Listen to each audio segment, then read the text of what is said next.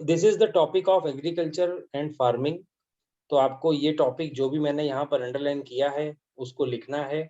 जैसे कि एग्रीकल्चर की डेफिनेशन आएगी यहाँ पे, क्रॉप प्लांट्स किसको कहते हैं, क्रॉप सीजन्स किसको कहते हैं, और उसके बाद फार्मिंग किसे कहते हैं कि the practice of business of agriculture is usually called farming and the place where the work is done called farm. तो यहाँ आपका ये टॉपिक है, मैंने अंडरलाइन कर दिया है, आपको ये लिखना है। Okay,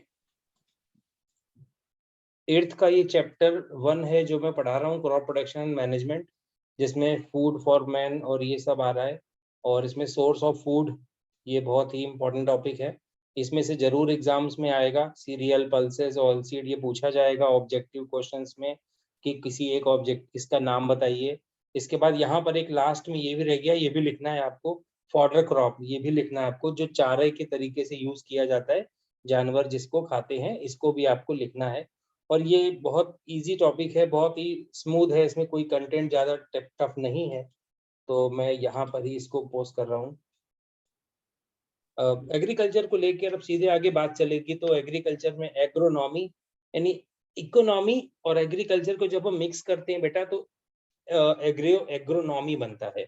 I repeat that word, economy को जो इम्पैक्ट करे, मतलब हमारी इकोनॉमी आप जानते होंगे, मतलब जो पैसे से जुड़ी हुई चीजें हैं या हमारी जो फूड जरूरतें हैं उससे जो मतलब जो कनेक्टेड है, तो उससे जो हमें मतलब उसको जो फायदा पहुंचाए, एग्रोनॉमी, एग्रीकल्चर, तो इसको आजकल नया वर्ड दिया गया है एग्रोनॉमी, जिसमें हॉर्टिकल्चर हो गया और एग्रीकल्चर हो गया, ये मैं आपको पढ़ाऊंगा। एनिमल हस्बेंड्री मतलब एनिमल्स को उनका देखभाल करना, उन्हें पैदा करना, उनके नए बच्चे होना और उनको टेक केयर करने को हम लोग एनिमल हस्बेंड्री कहते हैं। तो अब हम धीरे धीरे आगे बढ़ेंगे इन टॉपिक के अंदर। सीजन्स जो है हमने पहले डिस्कस किया था सीजन्स के बारे में, बहुत ही इंपॉर्टेंट टॉपिक है, आपको आराम से Excuse इसको me, पढ़ना sir. है। एक यहाँ पर टाइप्स ऑफ क्रॉप, ये क्वेश्चन बहुत ही इंपॉर्टेंट है, आपको याद रखने हैं। क्या याद रखना है, लिखना तो है ही है आपको, ये मतलब ये आपको हेडिंग डालनी है इसकी, और ये आपको पूरा इसका मतलब ये हेडिंग डाल के खरीफ क्रॉप, रबी क्रॉप और इसके एग्जाम्पल, ये पूरा एग्जाम्पल पूरा लिखना है। मतलब लिखना तो पूरा ही है आपको इसमें, मैं इसमें अंडरलाइन नहीं करने वाला हूँ, ये पूरा का पूरा लिखना है आपको इसमें। मतलब ये जो पूरा दिया गया है पूरा का पूरा लिखना है। और एक काम करना है, खास बात ये करनी है कि लिखने के बाद आपको ये अंडरलाइन करना है, मंथ को अंडरलाइन करना है, याद रखिएगा। और एक बात है कि क्रॉप डिपेंड्स ऑन मॉनसून, तो रेनी सीजन क्रॉप भी इनको कहा जाता है, विंटर क्रॉप कहा जाता है, मतलब ये भी आप नाम याद रखना है ना। तो Sir. थर्ड क्रॉप है अपनी जायद क्रॉप, जिसमें कहेंगे हम कि इसका जो सोइंग टाइम है, जब हम इसको लगाते हैं तो मार्च अप्रैल के बीच में लगाते हैं, और हार्वेस्ट करते हैं बिफोर द रेनी सीजन। यानी ये बहुत छोटे टाइम की क्रॉप होती है, बहुत कम दिनों की।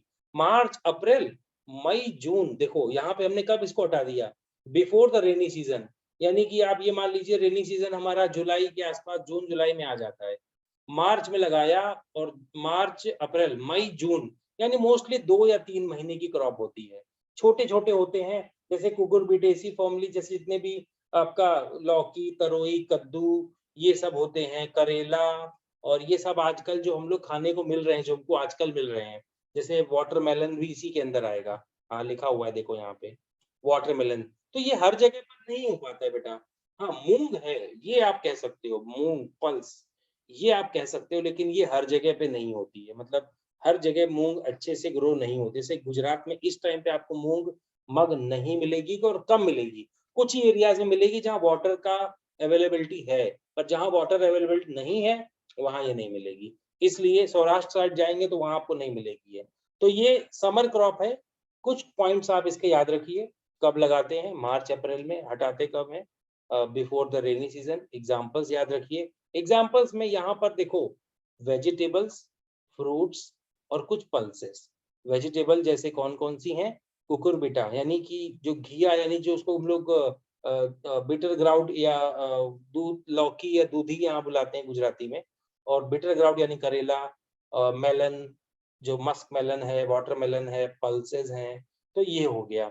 जायद crop do not include any grain crop, grain नहीं होते इसमें, यानी कि अनाज जैसे गेहूं, चना, बाजरा, मकाई, ये ग्रेन्स बुलाए जाते हैं, ये इनमें नहीं होते हैं।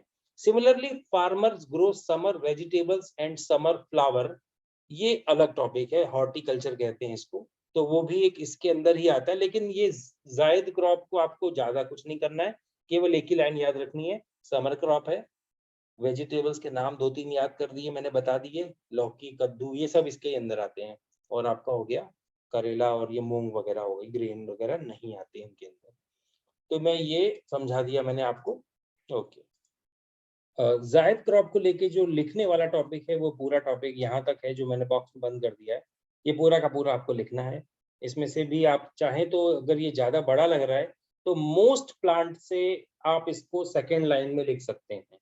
मतलब आपने सीजन तक लिखा, उसके बाद आप लाइन स्किप कर दीजिए, फिर नई लाइन से लिखेंगे मोस्ट प्लांट, ये हो गया, बस इतना आप कर सकते हैं। तो हमारा अगला टॉपिक है food production and farm management. अभी तक हमने कुछ नहीं पढ़ा है, अभी तक हमने सिर्फ इंट्रोडक्शन पढ़ा है। अब हम पढ़ने जा रहे हैं, अब हम स्टेप आगे बढ़ा रहे हैं कि हमें फूड प्रोडक्शन के लिए क्या करना चाहिए। तो इसमें कुछ टॉपिक्स आएंगे, लगभग 8 टॉपिक्स हैं इसके अंदर। पहला है सॉइल प्रिपरेशन, दूसरा सोइंग, वीडिंग, थ्रेशिंग, मतलब ये सब topic, irrigation, harvesting, winnowing, storage, ये सब आएगा। तो अब हम लोग टॉपिक के अंदर धीरे धीरे एंटर कर रहे हैं और अब हम धीरे धीरे एक एक पॉइंट्स को समझेंगे। तो मैंने जो ब्लॉक में बना दिया है ब्लू कलर के, इसे आपको लिखना है अपने नोटबुक में, ठीक है। चलिए अभी मैं इसको यहाँ पे आगे बढ़ता हूँ। देखिए, प्रिपरेशन ऑफ सॉइल में मैंने यहाँ पर जो समझाया उसमें ये बताया कि सॉइल प्रिपेयर कैसे करनी है। तो पहले उसको क्या करना है, टिलिंग द सॉइल, मतलब क्या करना है, उसके लिए कंपोस्ट डालना है। और जो मैंने ये जो ब्लू ब्रैकेट रखा है, ये नहीं लिखना है। उसके बाद आपको डाल दिया, फिर आपको प्लोइंग करनी है। प्लोइंग का बेनिफिट क्या होगा, इससे सॉइल लूज हो जाएगी ताकि रूट्स अंदर तक जा पाए, और मतलब कि जो नीचे की सॉइल है वो ऊपर आती है, वाटर रिटेनिंग कैपेसिटी बढ़ती है, एरी हो जाती है, वॉर्म वगैरह, इंसेक्ट वगैरह वो मर जाते हैं, वीड्स वगैरह मर जाते हैं। लास्ट पैराग्राफ है लेवलिंग। तो जो बड़े बड़े लम्ब्स हैं उनको हटाने का या उनको तोड़ने का हम हर्रों से उसको हटाते हैं। तो ये भी बहुत इंपॉर्टेंट प्रोसेस है, लेवलिंग करना। और अभी प्रिपरेशन ऑफ सॉइल का ये टॉपिक यहाँ पे कंप्लीट हुआ। अभी आगे भी है, पर जो मैंने कलर अलग अलग किए हैं, ऐसे आपको अलग अलग पैराग्राफ में लिखना है। तो आज के लिए यहीं तक।